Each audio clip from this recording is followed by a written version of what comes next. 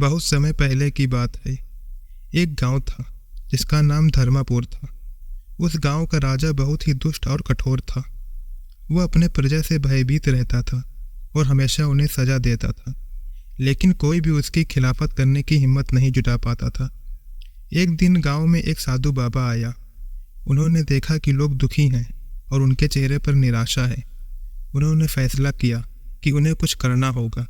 साधु ने एक गांव में रहकर लोगों को प्रेरित करने की निश्चय किया। उन्होंने कहा, यदि आप एकजुट होकर अपने हक के लिए खड़े होंगे तो कोई भी दुष्ट राजा आपको दंड नहीं दे सकता। गांव वालों ने साधु की बातें सुनी और धीरे धीरे उनमें साहस आया।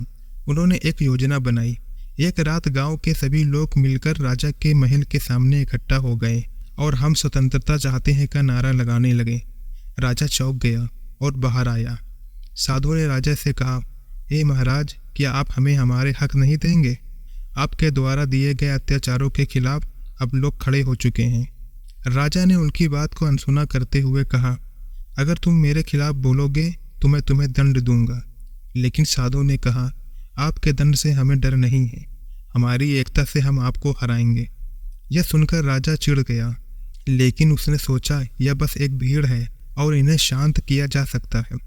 साधु और गांव वालों ने मिलकर एक सभा बनाई और राजा के खिलाफ विद्रोह की योजना बनाई। उन्होंने गांव के सभी लोग को इकट्ठा किया और एकता का प्रतीक बने। धीरे धीरे गांव के लोग भी उनके साथ जुड़ने लगे। राजा ने महसूस किया कि स्थिति उनके नियंत्रण से बाहर हो रही है।